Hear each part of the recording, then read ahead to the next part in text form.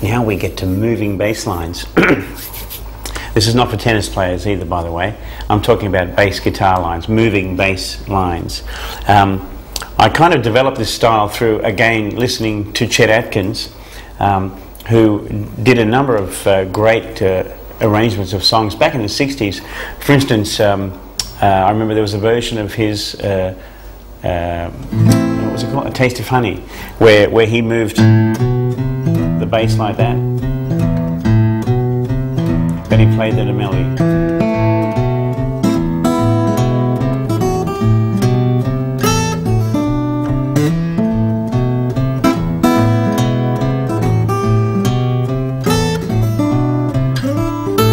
So forth. And so I had a lot of fun and many hours of sweating over this thing to work that out and figure a way of being able to do that. I wouldn't have been able to do it if I hadn't already figured out that the thumb had to be independent, which we've just been through together. Okay, and so I started devising my own arrangements of different songs, and one that I recorded on an album called Dare to Be Different, an old song called Blue Moon, and I always liked the melody and wanted to play it as more of a jazz piece. So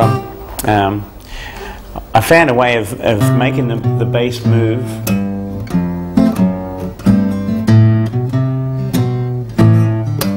and then playing the melody.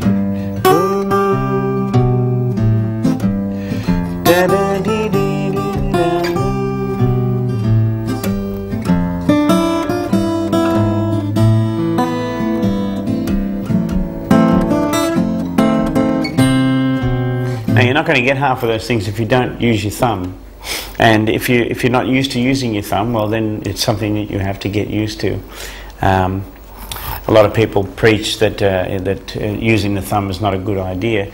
Well then, why do we have one? It must be there for a reason. It's not just for scratching ourselves. So quite a lot of these things where the melody, the notes ring on, the only way you can get that to happen is by using the thumb, because you can't, you'll muff the strings with the bottom part of your finger. So I'll just take you slowly through the verse part of Blue Moon now, and I'll just do it step by step really slowly, and you can watch how it works.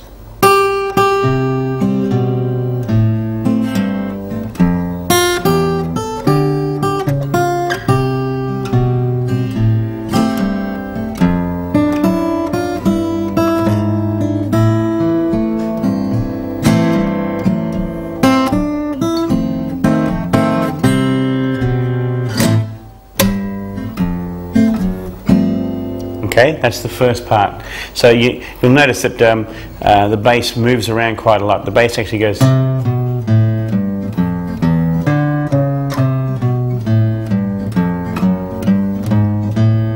That kind of thing, sort of weaving around. Now, well, what I'll do is I'll play that section again for you, just a fraction up on where I did just then, so you can, once you got used to it, then you can kind of play along with me there. Here we go. 1, 2, 3.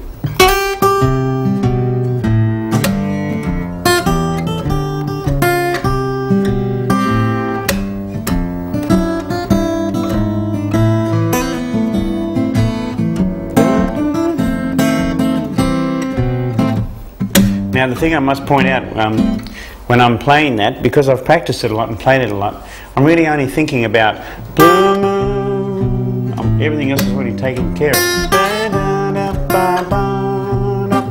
So to make this style sound and feel good, you must concentrate on making the melody really good, and put all your feel into the melody. The backing, you should practice enough so it can kind of take care of itself, and then you can concentrate on playing the melody well. Now let's go through the middle section. The middle section goes like this. Now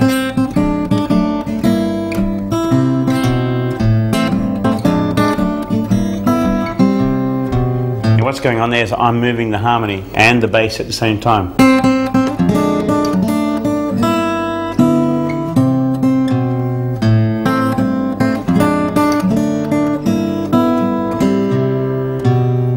You'll hear that that the bass is still constant on the groove, and the melody is anticipating da da da da da da da dum, da da da, like that.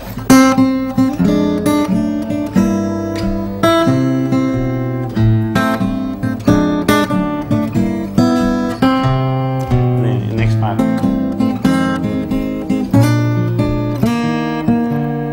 Now, what I'm doing there to make the melody go where I think it should go, and then set the bass up, I'm sliding my hand. I'll do that again.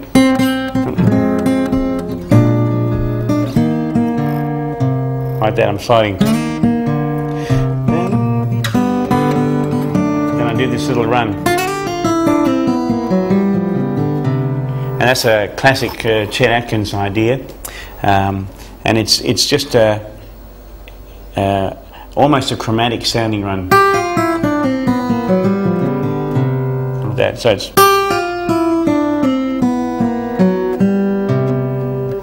there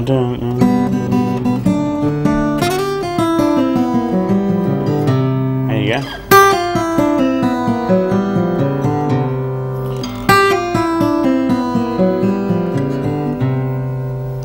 And that leads me straight back in.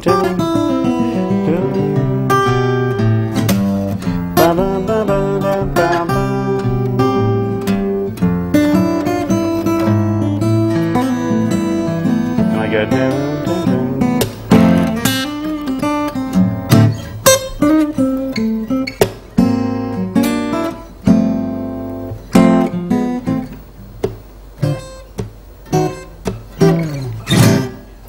That's Blue Moon. Now,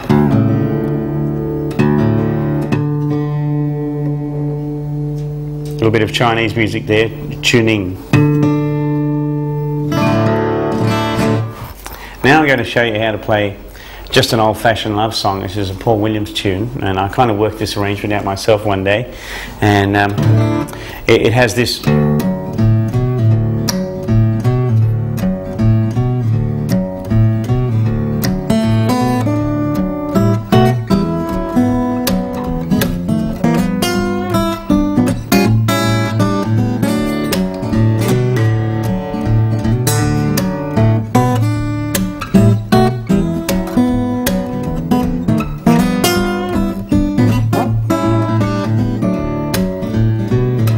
So as you can see, by learning the style, it gave me the facility to be able to work that out and to be able to play it. And that's basically what I'm hoping will happen for you if you work on this style and put it to good use. You know, I'm sure there's probably thousands of songs that you may want to learn and put your own arrangements to. I think that's a really good thing. Okay. I'm now going to show you how I play Day Tripper and Lady Madonna. I recorded them for you at the start of this video, but I just kind of performed them as I probably would on stage. But now I'd just like to slow it down and show you how it all works. The way that I worked out Day Tripper, I had this idea of a piano where that part there would be the right hand on the piano, so, and then the melody.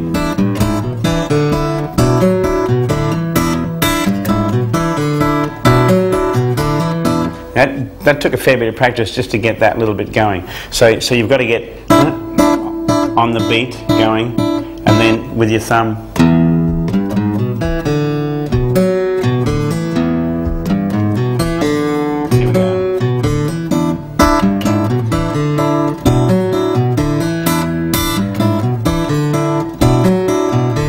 Now we all know how the melody goes. Got a good reason. So here we go. So to play the two parts at once takes a lot of practice, and you have to start it off really slowly.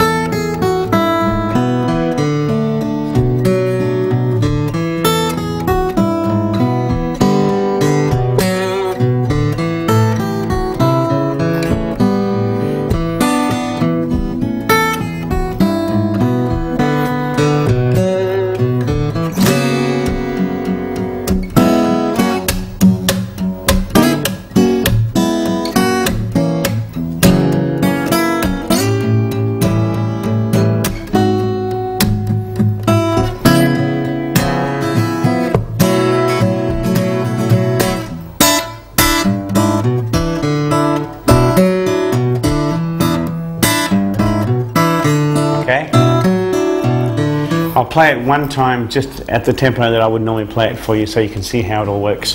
Here we go.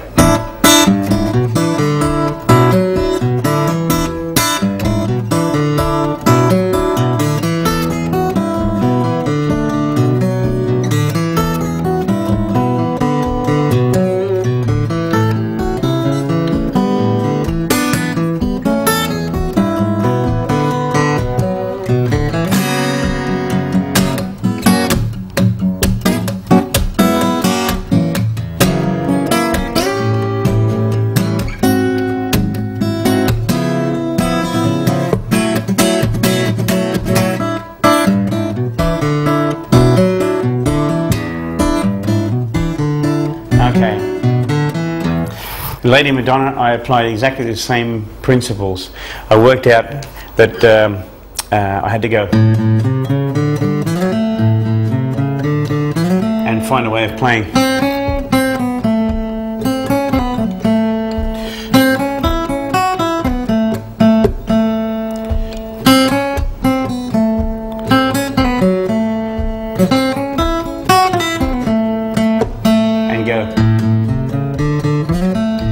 At the same time.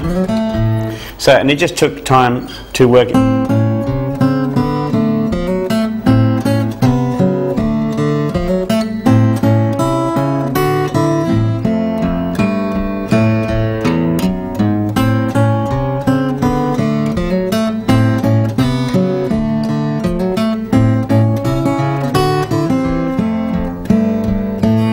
Okay, so when you've worked that out, the thing to do is to practice each section. Practice that until it sounds like. Then move on. Not like that. And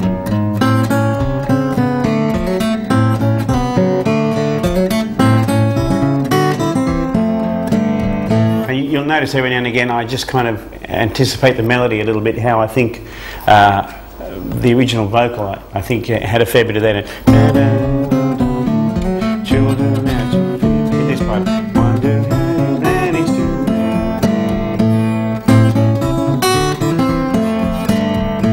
Okay, second section, I'll just play it once for you.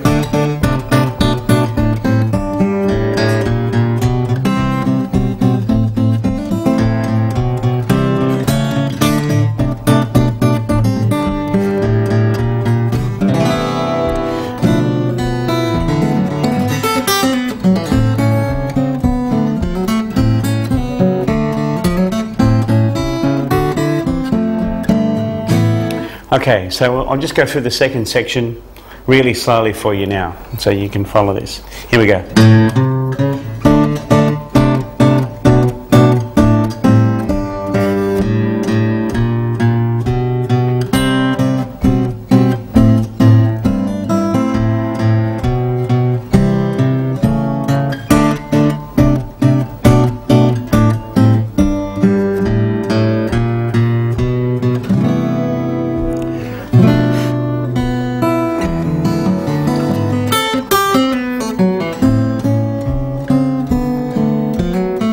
So forth. And the end of it, I break into that to a kind of a piano, funky kind of.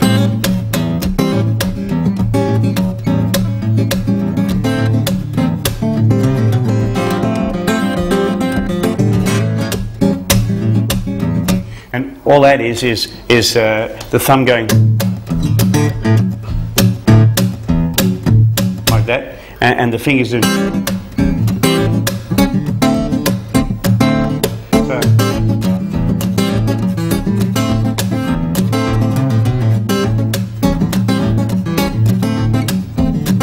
And if I take that up in tempo where I play it on stage,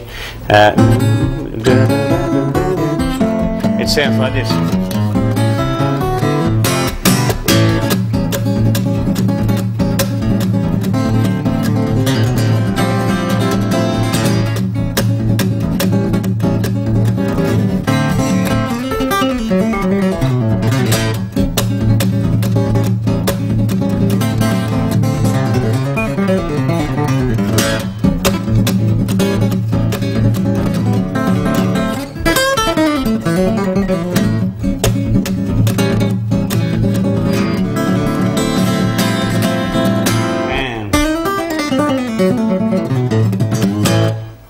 And that little lick is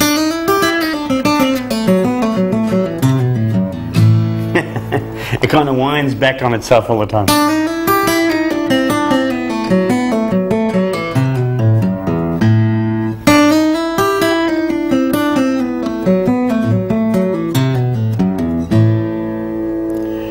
That sounds good up in tempo.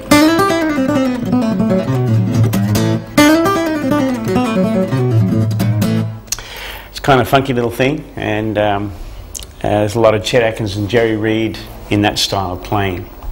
Well, I hope you've enjoyed that moving bass lines and haven't given you too many headaches.